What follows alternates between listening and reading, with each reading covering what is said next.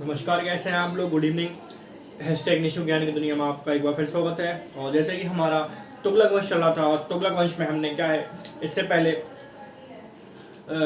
गयासुद्दीन तुगलक के बारे में बात कर ली थी। आगे हम आज करेंगे मोहम्मद बिन तुगलक के बारे में बात करेंगे। अच्छा खासा पढ़ा लिखा व्यक्ति था, बट क्या है पढ़े लिखे होने के साथ ही क्या है हम राज्य को नहीं चला सकते। पढ़ा लिखा व्यक्ति होने के साथ उसकी जो नीतियां हैं वो पूरी तरह से जो उसने लागू की थी केंद्र पर या एक प्रशासनिक अवस्था में, वो एक प्रकार से कायम नहीं हो पाई या सही तरीके से वो लागू नहीं हो पाई। जैसे कि अगर हम बात करें, या तो उसकी किस्मत खराब हो गई कि जिस टाइम पे वो जो निर्णय लेता था उस टाइम वो निर्णय गलत हो जाते थे। तो सबसे पहले हम बात करते हैं ऐतिहासिक स्रोत की, प्रारंभिक स्रोत की, कि भाई हमें मोहम्मद बिन तुगलक के बारे में जानकारी कैसे मिलती है। तो यहाँ पर हम बात करेंगे पुस्तक तारीख फिरोजशाही। तो तारीख फिरोजशाही ग्रंथ है जिसमें कि हमने बताया था किसने लिखा है, जियाउद्दीन वर्नी लिखा है। और जियाउद्दीन वर्नी किस भाषा में लिखा है, फारसी भाषा में लिखा है। और इसमें क्या है, मोहम्मद बिन तुगलक के शासनकाल की विस्तृत रूप से चर्चा की गई है। और दूसरा जो ग्रंथ है वो है रहला ग्रंथ है। अफ्रीकी देश में क्या है, मार्को के प्रसिद्ध यात्री इब्ने बतूता के द्वारा ये अरबी भाषा में लिखी गई है। और इसमें क्या है, मोहम्मद बिन तुगलक के दरबार में व्यक्तिगत जीवन एवं प्रमुख योजनाओं की विशेष रूप से चर्चा की गई है। चले आगे बढ़ते हैं। तो ये दो ग्रंथ हैं किसके बारे में, मोहम्मद बिन तुगलक के बारे में। तो विस्तृत रूप से चर्चा करेंगे हम इनके बारे में। तो अगर हम बात करें किसकी, मोहम्मद बिन तुगलक के बारे में, तो मोहम्मद बिन तुगलक के अगर हम बारे में बात करें तो प्रशासनिक कार्य देख लेते हैं थोड़ा सा। प्रशासनिक कार्य, तो सुल्तान बनने के बाद क्या है, मोहम्मद बिन तुगलक ने अपने चचेरे भाई मलिक फिरोज को नायाब बारबक यानी दरबार की शान और शौकत बढ़ाने के पद पर नियुक्त किया। तो यहाँ पर क्या है, चर्चा इसलिए प्रशासनिक कार्य की कर रहा हूँ क्योंकि गयासुद्दीन द्वारा एक अच्छा खासा क्या है, एक विस्तृत जो शासनकाल है वो यहाँ पर मोहम्मद बिन तुगलक को दिया गया था। और मोहम्मद बिन तुगलक ने सिर्फ उसके बाद क्या है उसको संचालित किया। तो यहाँ पर सुल्तान बनने के बाद मोहम्मद बिन तुगलक ने अपने चचेरे भाई मलिक फिरोज को नायाब बारबक, ये पद है, कौन सा पद है, नायाब बारबक, ये पद क्या है, दरबार की शान और शौकत बढ़ाने वाला पद है। उसके बाद मलिक बयाज खिलजी को कादर खां की उपाधि तथा लखनौती आधुनिक नाम गोवा पश्चिम बंगाल का राज्यपाल नियुक्त किया। राज्यपाल किसको नियुक्त किया, कहाँ का, पश्चिम बंगाल का। मलिक बयाज खिलजी को कादर खां की उपाधि दी। और लखनौती का मतलब क्या है, पश्चिम बंगाल का क्षेत्र है। आज पश्चिम बंगाल का क्षेत्र के नाम जाना जाता है जिसको लखनौती कहा जाता था मध्यकाल में। उसके बाद कमालुद्दीन को सरद जहां यानी धार्मिक न्याय करने वाला काजी के पद पर तथा शेख शहाबुद्दीन को दीवाने मुख्तराज यानी बकाया लगान वसूलने वाला अधिकारी के पद पर नियुक्त किया। दिल्ली सल्तनत के सभी सुल्तानों में मोहम्मद बिन तुगलक का साम्राज्य सबसे बड़ा माना जाता है क्योंकि उस समय साम्राज्य 23 प्रांतों में बटा था। तो दिल्ली सल्तनत के अंतर्गत सबसे बड़ा जो राज्य है वो मोहम्मद बिन तुगलक के समय माना जाता है क्योंकि उस समय क्या है, जो प्रांत है उस समय जो साम्राज्य है 23 प्रांतों में बटा था। तो इस कारण क्या है, इसको सबसे बड़ा साम्राज्य कहा जाता था। मोहम्मद बिन तुगलक को दिल्ली सल्तनत प्रथम सुल्तान माना जाता है जिसने अपने राज्य के अधिकारी की नियुक्ति योग्यता के आधार पर की थी। दिल्ली सल्तनत की बात कर रहा हूं। इसके बाद अकबर तो लेटर मुगल काल में आएगा, उसने भी क्या है, जो कर्मचारी हैं, जो व्यक्ति हैं, उनकी नियुक्ति अपने योग्यता के अनुसार की थी। तो ये दिल्ली सल्तनत पर ऐसा पहला शासक है जिसने जो कर्मचारियों की नियुक्ति है या फिर जो रिक्त पदों की नियुक्ति है उन पर जो व्यक्ति योग्य हैं उनकी योग्यता के आधार पर उनको पद पर नियुक्त किया था। मोहम्मद बिन तुगलक को भारतीय इतिहास में प्रथम शासक माना जाता है जिसने सती प्रथा को रोकने का प्रयास किया था। सती प्रथा आप लोग पता, सती प्रथा क्या होती है कि जब किसी का जो पति क्या है वो दिवंगत हो जाता है तो उसके साथ ही क्या है, उसको जो समाज है उसकी जो देह होती है और जो उसका जो जिस समय उसका पति जलता है तो उस समय क्या है उसकी पत्नी को भी जला देते हैं। ये है सती प्रथा। तो इसने क्या है सती प्रथा रोकने का पूरा प्रयास किया, पहला शासक था। उसके बाद मार्को के यात्री इब्ने बतूता बिन तुगलक के शासनकाल 1333 में ही भारत आए थे। जो अफ्रीकी यात्री मार्को के प्रसिद्ध यात्री कौन, इब्ने बतूता, वो मोहम्मद बिन तुगलक के समय ही भारत आए थे। कब? 1333 में। मोहम्मद बिन तुगलक ने इब्ने बतूता को दिल्ली का काजी नियुक्त किया था। इब्ने बतूता को काजी किसने नियुक्त किया था? मोहम्मद बिन तुगलक ने। 1342 में मोहम्मद बिन तुगलक ने इब्ने बतूता को अपना राजदूत बनाकर चीन भेजा था। ये भी क्वेश्चन आता है कि किस राजा ने इब्ने बतूता को चीन भेजा था अपना राजदूत बनाकर? तो इब्ने बतूता ने। चलिए धार्मिक नीति बात करते हैं। तो मोहम्मद बिन तुगलक को दिल्ली सल्तनत का पहला शासक माना जाता है जिसने सभी धर्मों के प्रति अपनी आस्था रखी और सभी को बराबरी का सम्मान प्रदान किया। तो पहला ऐसा शासक जिसने जो कि क्या है, एक सभी धर्मों को मानने वाला, सबको बराबर अधिकार देने वाला और सभी धर्म में आस्था रखने वाला शासक था। मोहम्मद बिन तुगलक ने रतन सेन को सिंध का सूबेदार बनाया और अजीम उस सिंध यानी सिंध का सर्वोच्च अधिकारी की उपाधि प्रदान की। किसने? मोहम्मद बिन तुगलक ने। हिंदुओं के त्योहार होली में शामिल होने वाला पहला शासक मोहम्मद बिन तुगलक को ही माना जाता है। भाई इससे पहले, इसके बाद फिर जो शासक हुए अकबर तो क्या है, बहुत ही उसकी पॉलिसी बहुत अच्छी थी, जो कि बराबर से हिंदुओं के प्रति एक प्रकार से वो भी सभी त्योहार में शामिल होता था। लेकिन दिल्ली सल्तनत के अंतर्गत पहला शासक था मोहम्मद बिन तुगलक, जो कि हिंदू के त्योहारों में शामिल होता था और होली में शामिल होने वाला पहला शासक था मोहम्मद बिन तुगलक। तो मोहम्मद बिन तुगलक ने जैन विद्वान जिन प्रभा सूरी से आधी रात तक वार्ता की और 1000 गाय जिन प्रभा सूरी को दान में दी थी। मोहम्मद बिन तुगलक ने जैन विद्वान राजशेखर को अपने राज दरबार में शिक्षण प्रदान किया था। ये भी यहाँ पर इंपॉर्टेंट है। मोहम्मद बिन तुगलक को दिल्ली सल्तनत के प्रथम शासक के रूप में माना जाता है जिसने सभी धर्मों के साधुओं के लिए धर्मशाला का निर्माण करवाया था। कुछ कट्टर जो मुस्लिम शासक हुए जैसे कि औरंगजेब, उन्होंने नष्ट करवाया, और कुछ ऐसे मुस्लिम शासक हुए हैं जिन्होंने बनवाया। तो यहाँ पर मोहम्मद बिन तुगलक उन्हीं में से एक थे जिसने क्या है, सभी धर्मों के जो साधु हैं उनके लिए धर्मशाला बनवाई का निर्माण करवाया। गाय के लिए गौशाला का निर्माण करवाने वाला दिल्ली सल्तनत का पहला शासक मोहम्मद बिन तुगलक को ही कहा जाता है। गांव के लिए गौशाला बनाना किसने बनवाया? मोहम्मद बिन तुगलक ने। पहला शासक है दिल्ली सल्तनत का।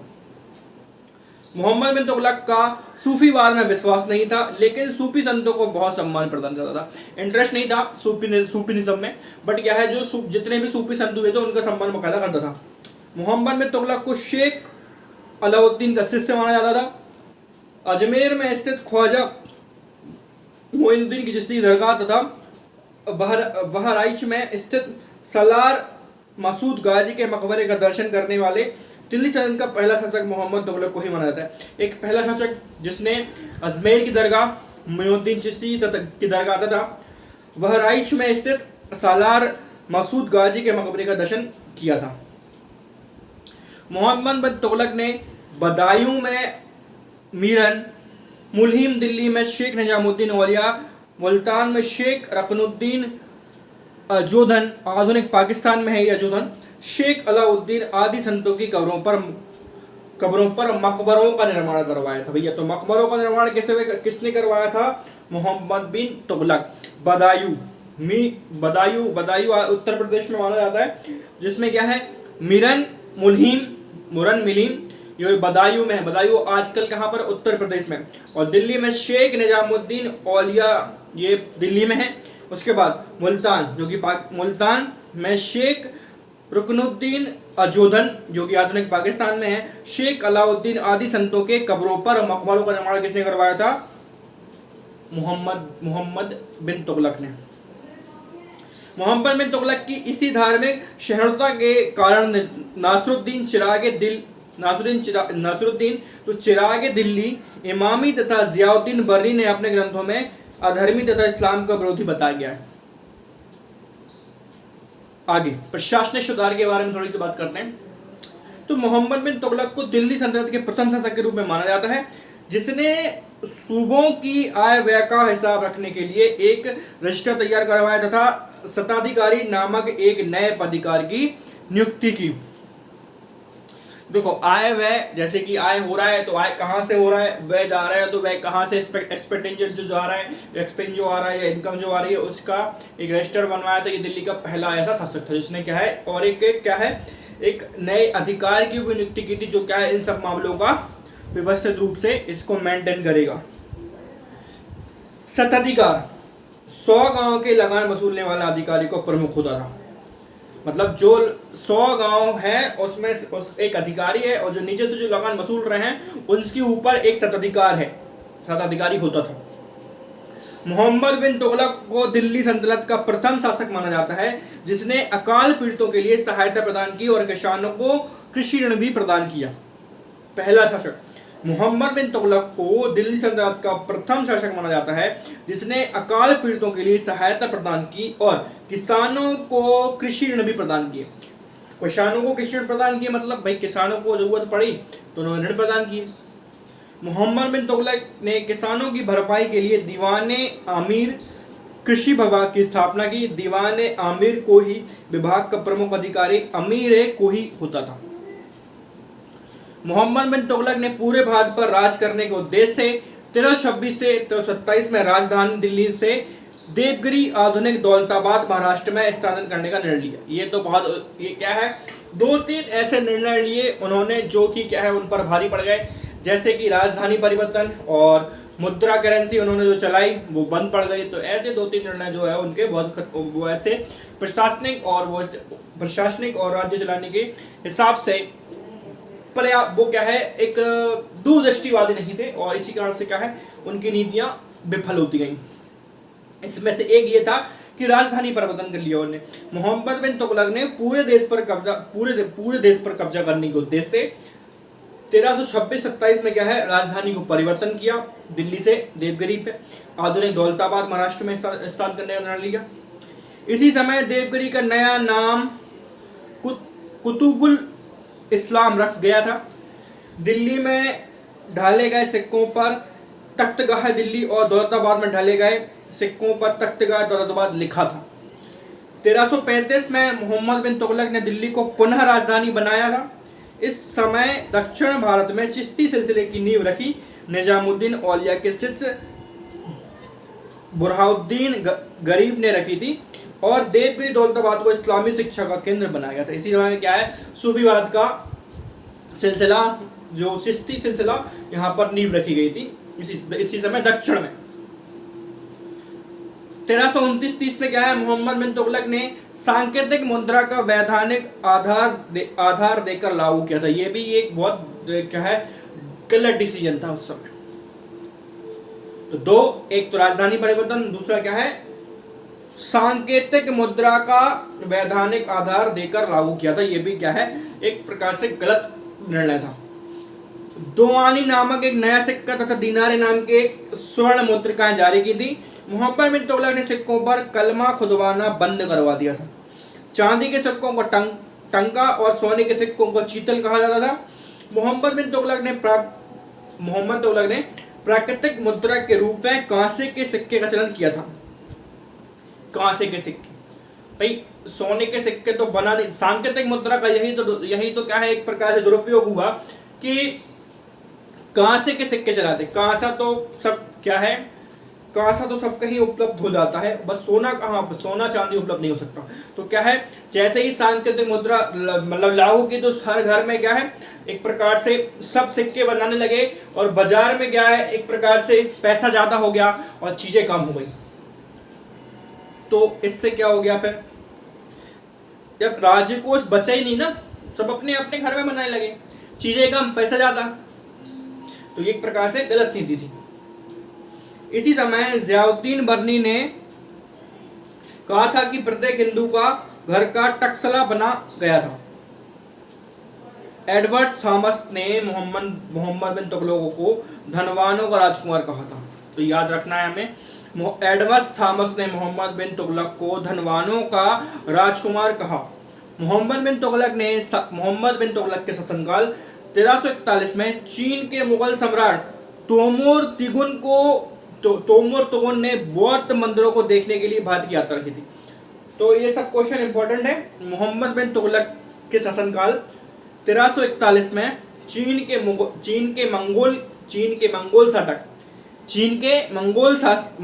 जो मंगोल सम्राट है तोमूर तिगुन ने बौद्ध मंदिरों को देखने के लिए भारत की यात्रा की थी। मोहम्मद बिन तुगलक ने चीन के सम्राट सहित सभी को अजीज प्रिय की उपाधि दी थी। चलो प्रमुख विद्रोह देख लेते हैं। दिल्ली सल्तनत के सभी सुल्तानों में सर्वाधिक 22 विद्रोह मोहम्मद बिन तुगलक के शासनकाल में हुए थे। तो जो सर्वाधिक विद्रोह हुए थे दिल्ली सल्तनत के काल में वो मोहम्मद बिन तुगलक के काल में हुए थे। करीबन 22 विद्रोह इसके शासनकाल में हुए थे। और इसी संदर्भ में क्या है, जियाउद्दीन बर्नी ने क्या कहा है, मेरा राज्य रोगग्रस्त है, उस रोग की कोई दवा नहीं है। यदि वैद्य कमर दर्द है तथा सिर दर्द का उपचार करता है तो जवार बढ़ जाता है, यदि यह जवार का उपचार करता है तो धमनियों में रुकावट जाती है। मेरे राज्य को एक ही समय में पृथक पृथक बीमारियों से जकड़ लिया है, ये जियाउद्दीन बर्नी ने कहा था। प्रथम विद्रोह क्या है, मोहम्मद बिन तुगलक के चचेरे भाई बहाउद्दीन गुरशाप ने किया था। बंगाल विद्रोह 1340 में शमसुद्दीन जो कि लखनौती आधुनिक गौड़ पश्चिम बंगाल एवं सुनार गांव आधुनिक बांग्लादेश का शासक था, अपनी स्वतंत्रता की घोषणा कर दी थी। तो बंगाल विद्रोह कैसे हुआ था, कब हुआ था, 1340 में, जो कि इसी ने मोहम्मद बिन तुगलक ने नियुक्त किया वहां पर, और उसी ने क्या है स्वतंत्रता घोषित कर ली। मोहम्मद बिन तुगलक के शासनकाल में दिल्ली से स्वतंत्र होने वाले बंगाल का प्रथम प्रांत था। भाई दिल्ली से स्वतंत्र होने वाला पहला प्रांत कौन सा था, बंगाल। उसके बाद मावार या मदुरा विद्रोह दक्षिण भारत का यह पहला विद्रोह था। इस विद्रोह को दबाने के लिए मोहम्मद बिन तुगलक को स्वयं दक्षिण भारत जाना पड़ा, लेकिन प्लेग की महामारी से अधिकांश सैनिकों की मृत्यु होने पर वापस आना पड़ा और मदुरई जो कि क्या है तमिलनाडु स्वतंत्र हो गया था। खुद जा रहे थे, मतलब क्या पर है जो मावर या मदुरा विद्रोह है उसको दबाने के लिए खुद ही जा रहे थे, लेकिन क्या है जो कि प्लेग की महामारी आ गई थी, तो क्या है बहुत से सैनिक उस प्लेग के कारण क्या है मृत्यु हो गई थी और उनको वापस आना पड़ा। और इसका से क्या है आधुनिक जो हमारा मदुरई है तमिलनाडु का वो स्वतंत्र हो गया था। तो दूसरा विद्रोह ये था, पहला बंगाल का था, तो उसके शासक ने अपने आप को स्वतंत्र घोषित कर लिया था। उसके बाद मावार या मदुरा विद्रोह, उसके बाद एहसान शाह ने मदुरई में स्वतंत्र राज्य की स्थापना की और उसी समय से मोहम्मद बिन तुगलक के साम्राज्य का विघटन शुरू हो गया। उसके बाद विजयनगर साम्राज्य की स्थापना। प्लेग की महामारी फैलने से मोहम्मद बिन तुगलक दोबारा दक्षिण भारत नहीं पहुंच पाया और उसी समय 1336 में हरिहर एवं उनके भाई बुक्का, ये हम देखेंगे विजयनगर जब हम पढ़ेंगे, जब आपने सब छोटे रहे होंगे तो 7, 8, 9, 10 की जब भी आपने हिस्ट्री की बुक देखी होगी तो उसमें विजयनगर साम्राज्य की बात कही होगी। तो संस्थापक कौन थे, हरिहर एवं बुक्का ने कृष्णा नदी के दक्षिण में एक स्वतंत्र राज्य की स्थापना की, जिसका धीरे धीरे विस्तार विजयनगर साम्राज्य के रूप में हो गया। बहमनी राज्य की स्थापना, ये भी आपने पढ़ा होगा जब आप 8, 9, 10 क्लास में होंगे। 1346 में हसन गंगू ने इमाद उल मुल्क की हत्या कर देवगिरी आधुनिक दौलताबाद महाराष्ट्र पर अधिकार कर लिया। हसन गंगू ने अलाउद्दीन बहमन शाह की उपाधि धारण कर 1347 में बहमनी राज्य की स्थापना कर ली दक्षिण भारत में। तग्गी का विद्रोह, तगी एक दरबार के अध्यक्ष पद पर था जिसने गुजरात में विद्रोह किया। इसी विद्रोह को दबाने के लिए मोहम्मद बिन तुगलक को गुजरात भी जाना पड़ा। कहाँ एक शासक कहाँ जाएगा। अहिलवाड़ के निकट दोनों सेनाओं के मध्य युद्ध हुआ, लेकिन तगी भागकर ठटा आधुनिक सिंध का निचला हिस्सा चला गया। उसी का पीछा करते हुए मोहम्मद बिन तुगलक ने सिंध की ओर प्रस्थान किया, लेकिन रास्ते में ही 20 मार्च 1351 को जबार से उनकी मृत्यु हो गई, बुखार से उनकी मृत्यु हो गई। इसकी मोहम्मद बिन तुगलक की मृत्यु पर टिप्पणी करते हुए बदियूनी ने लिखा है कि राजा को अपनी जनता से तथा जनता को अपने राजा से मुक्ति मिल गई। मतलब एक प्रकार से जनता परेशान हुआ करती थी राजा से, इस राजा से। बुद्धिमान बहुत था, पढ़ा लिखा बहुत था, बट क्या है, शासन प्रणाली चलाना नहीं सीख पाया वो।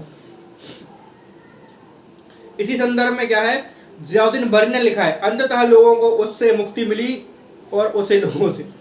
तो मोहम्मद बिन तुगलक का शासनकाल कब तक चला है? 1325 से 1351 तक। चलो साहित्य, शिक्षा और साहित्य देख लेते हैं थोड़ी। दिल्ली के सभी सुल्तानों में मोहम्मद बिन तुगलक को सबसे ज्यादा शिक्षित सुल्तान माना जाता था। भाई दिल्ली में अगर दिल्ली की सल्तनत पे अगर कोई शासन सबसे ज्यादा शिक्षित था तो वो कौन था? मोहम्मद बिन तुगलक। मोहम्मद बिन तुगलक ने अरबी, फारसी, गणित, नक्षत्र विज्ञान, भौतिक शास्त्र, तर्कशास्त्र तथा चिकित्सा शास्त्र की शिक्षा प्राप्त की। बताओ कितना पढ़ा लिखा था, सभी विषयों में महारत हासिल की। मोहम्मद बिन तुगलक के एक ही शासनकाल में जियाउद्दीन बर्नी ने तारीख फिरोजशाही, जो कि फारसी भाषा में है, फतवा जहांदागरी अरबी भाषा में इसकी रचना की है। मोहम्मद बिन तुगलक के दरबार में बदरुद्दीन नामक एक प्रमुख कवि थे, जिन्होंने मोहम्मद बिन तुगलक की प्रशंसा में कसीदों का मतलब शायरी की रचना की। बदरुद्दीन की प्रमुख रचनाएं दीवाने चच एवं सहनामा थी। सहनामा मोहम्मद बिन तुगलक को समर्पित। स्थापत्य, संगीत एवं चित्रकला। मोहम्मद बिन तुगलक ने अदलाबाद उत्तर प्रदेश, जो कि जहांपना दिल्ली के निकट नामक नगरों को बसाया था। मोहम्मद बिन तुगलक संगीत प्रेमी माना जाता है। मोहम्मद बिन तुगलक के दरबार में 1200 गायक रहते थे, जो गाने के साथ साथ क्या है, शिक्षा भी प्रदान करते थे। मोहम्मद बिन तुगलक के दरबार में प्रसिद्ध चित्रकार शाहपुर में रहते थे, जिन्होंने एक संगीत सभा का चित्रण किया। मोहम्मद बिन तुगलक ने एक वस्त्र निर्माणशाला की स्थापना करवाई, जहां पर रेशम कपड़ों का काम होता था। मोहम्मद बिन तुगलक का थोड़ा सा व्यक्तित्व देखें। मोहम्मद बिन तुगलक को दिल्ली सल्तनत के सभी सुल्तानों में सर्वाधिक शिक्षित शासक माना जाता था, परंतु इसामी ने सुल्तान को द्वितीय ज़ईद, इस्लाम का दुश्मन, खूनी, रक्त पिपासु, निरंकुश और विधर्मी बताया है। जियाउद्दीन बर्नी ने विपरीत तत्वों का मिश्रण तथा सृष्टि का आश्चर्य बताया है। और इल्फस्टीन के अनुसार मोहम्मद बिन तुगलक में पागलपन का कुछ अंश था। इब्न बतूता के अनुसार सुल्तान सबसे ज्यादा व ऐसा मनुष्य जो सदा ठीक एवं सच्चा करने के लिए तत्पर व उत्सुक रहने वाला था। तो इस प्रकार से मोहम्मद बिन तुगलक का ये जो टॉपिक है खत्म होता है। और इस प्रकार से मोहम्मद बिन तुगलक एक प्रकार से खत्म होता है।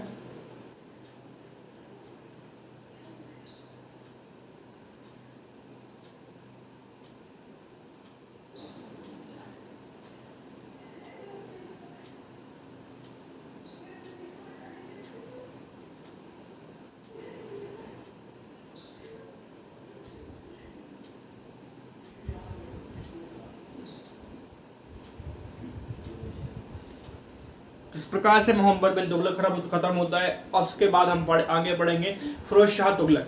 उसके बाद क्या है, उसके बाद हमारा क्या है, ये जो हमारा तुगलक वंश वो खत्म हो जाएगा। उसके बाद सैयद और लोधी वंश, उसके बाद देन हमारा मुगल साम्राज्य, इस मुगल जो हमारा शासनकाल है वो हमारा क्या है, शुरू हो जाएगा। तो तब तक के लिए अगर ये वीडियो पसंद आए तो आगे चल के वैसे आपको कान लगा के सुनना है, कोई कुछ नहीं करना है, एक प्रकार से कहानी के रूप में है ये।